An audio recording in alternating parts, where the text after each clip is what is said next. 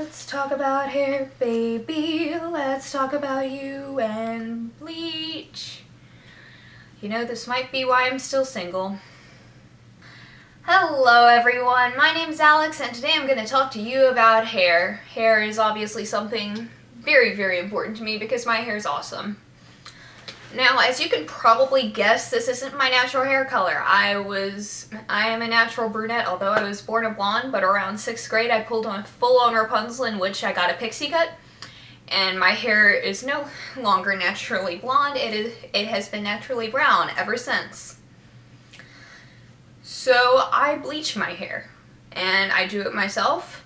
And whenever I mention that, there's always somebody who likes to jump into the conversation and be so very concerned for me because bleaching your hair is so horrible for your hair. And I'm like, well, my hair's soft and healthy, so no.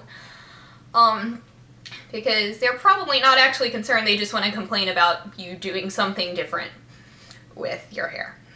And honestly, most things other than like keeping your hair your natural color and your natural style and even just like a normal length is bad for your hair probably. So how about instead we all just do what we want with our hair and just take care of it and leave other people to do with their hair what they want.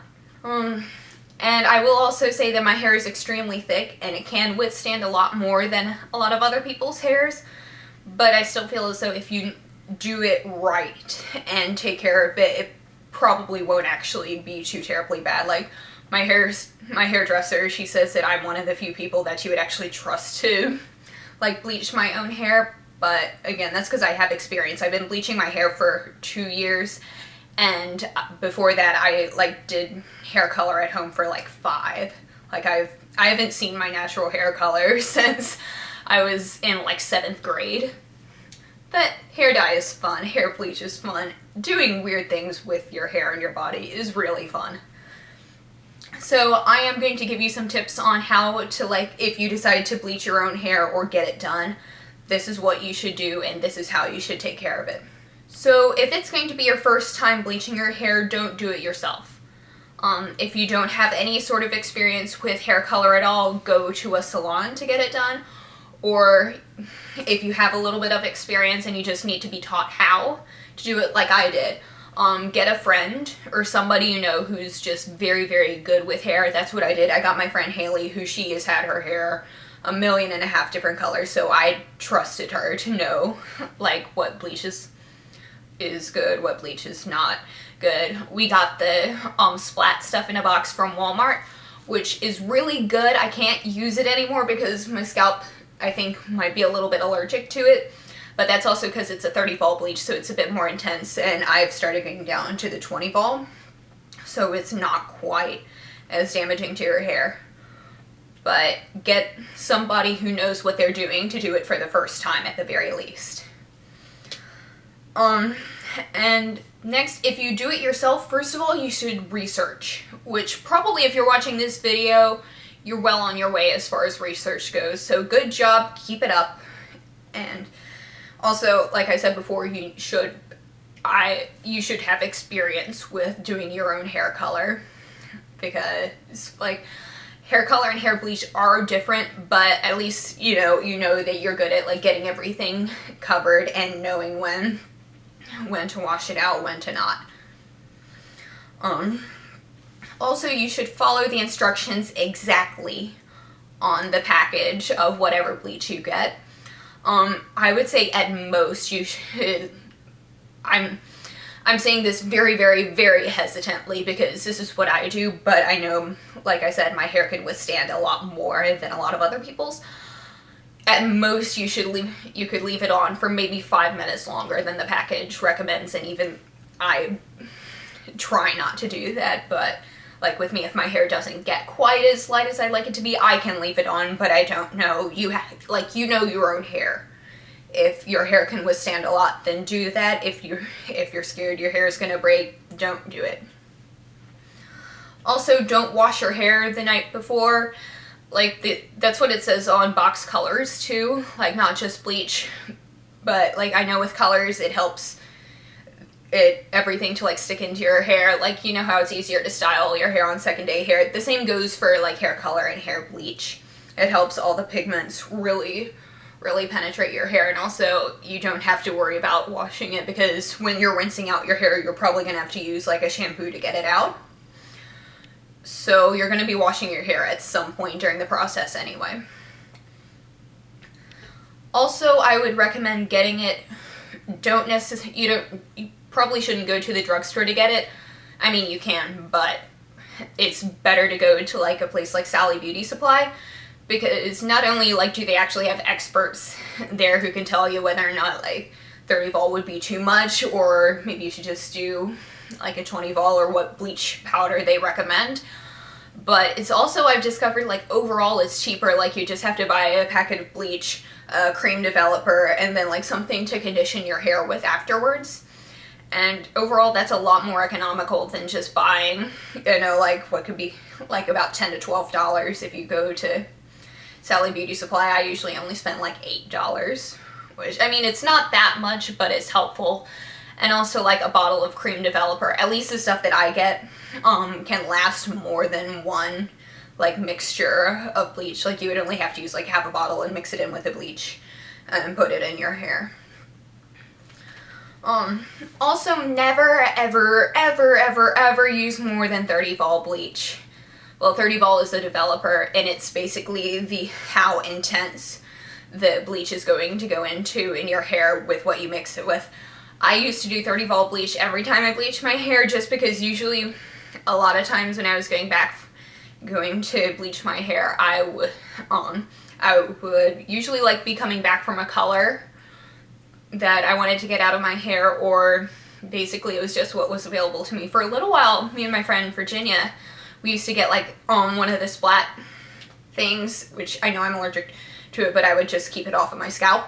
And she would get like the box that has both the bleach and the red dye, and I would do her hair, and then I would use the rest of the bleach to do mine, which is very economical. But since that's 30 vol bleach, you shouldn't do it for as long as I have. The last time I did it, which was like 2 days ago, I used a 20 vol developer, and it did just fine. And like I said, my hair is like naturally brown, so it works really well. And 40 vol is available, but I don't know why they make that, because no human being should ever use that on their hair. So, and if you do have naturally very dark hair and you want to bleach it, then you should use a 30 vol once, and then wait a couple days, do a lot of deep conditioner, like put every single type of conditioner you own in your hair for like a couple days, or even up to or I would say even do like a week or two, and then go in with the 30 vol bleach again, and then do that to your hair once it's completely healed from the first time around. You've done that. Never go in with a 30 vol bleach, never 40 vol, and never bleach your hair like twice, like one right after the other, because you have to let all of the natural nutrients in your hair come back before it's okay to do it again.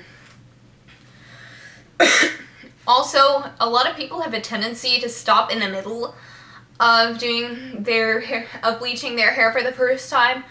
Never ever do that, ever. Because people will stop in the middle and check it and be like, oh my gosh, my hair is orange, and like, but it's not done yet.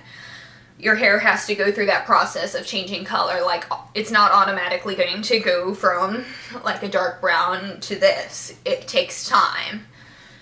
So, and you have to to let it go through that process. I mean, if it was going to change automatically from brown to blonde, then there wouldn't be that huge wait time on the package. So just let it take its course, unless you feel as though your scalp is having like an allergic reaction to the product. Like, it is going to burn a little bit because it is bleach, but if it feels really bad, then you should stop. Not just because you're afraid that, oh, my hair is turning orange. Now, there's a lot you should do afterwards to take care of your hair as well. You should, when you go to like a Sally Beauty Supply, or if you get like a box color, it usually comes with like a cream conditioner to use afterwards. But you can just ask the people at Sally's what hair mask they would recommend to use like afterwards, like what deep conditioner. And also there's what is called kind of the salad rule, which is basically if it's stuff like olive oil, macadamia nuts, if it sounds like it would go well in a salad, it's probably going to be amazing for your hair. So that's probably what you should be putting in your hair right after you bleach it. Also, basically, I think this should be a rule for everybody, especially people who color their hair or bleach their hair. But you should always condition your hair more than you shampoo it. You're not supposed to shampoo your hair every day to begin with. But especially if you've just done something like this that initially it does damage your hair, then you should take care to just condition it more than you shampoo it. And in most cases, unless you have like really, really oily hair, you don't even need to. You don't need to shampoo it every day. And in this case, I would also, especially since if your hair gets a bit oily, if you're blonde, it's definitely going to show a lot more than it would if your hair was darker. So I would recommend getting a dry shampoo. I use the Not Your Mother's Clean Freak dry shampoo. It works really well. And it's also easier to find a dry shampoo if you're blonde anyway, because it's just like a powder that goes into your hair. Also, when you do shampoo your hair, I do it about like once or twice a week. Use a purifying shampoo, or you can use like also a purple shampoo because that helps cancel out all of the yellow tones in your hair. But I use a purifying shampoo. I also use the Not Your Mother's Clean Freak purifying shampoo because I feel like when your hair is bleached, it's already going to retain a lot of moisture, so that's going to take forever to dry, at least when you've initially bleached your hair. And it's also going to retain basically anything that is going to get in your hair, so it's going to retain dirt and what products you put in and the powders from the dry shampoo and all of the little bits of conditioner that have built up. So when you really decide to, go in and wash your hair, you should do something that is definitely going to get it completely clean. Also, as far as conditioner goes, you should use a conditioner that has keratin in it. I use the Renpure Originals Keratin Straightening Conditioner. It is my holy grail conditioner. It makes my hair so soft. Also, I have a conditioner that I use kind of like initially afterwards, like for the first couple days, called Totally Fried Hair, which is a bit more expensive. So if you're not going to go in, so if you don't feel like spending that money on the Totally Fried Hair conditioner, just get the Renpure Originals Keratin Conditioner. Also, all of this stuff, it's like the brand Organics that come in the little bottles that look kind of like that. That's also really good, but I think that the Renpure it's a bit more economical. Like it costs $1 less, and it comes like in a bottle like this big. So it's quite good. It didn't straighten my hair out, but it has keratin in it, which is going to help restore all of the natural stuff, all of the natural good stuff to your hair. And finally, this is something that I can't do because my hair is as short as it is, but if you have long hair, you should do this. Basically, it's just to shampoo your roots and condition your ends, because usually, unless like you got something in the rest of your hair, you generally only need to shampoo your roots, and it's the ends that need conditioning since it's not new growth. It's what's been on your hair and been through all of that for the longest. So that's what you need to do. I can't do it in my hair. Like if you have more than like 2 inches of hair, you can do it. I do not. So I don't. Alright, so that's all I have for you today. Be sure to give it a thumbs up if you like it. Comment down below if you have any questions. I can probably answer them. Maybe. And if you want to see more videos like this, or maybe some more related to makeup, or basically, or if you just like me, then you should really subscribe to my channel if you haven't already. And that's about it. I'll leave all of the products that I mentioned for hair in the down bar below. And I will see you in my next video. I hope you have a wonderful day. Bye!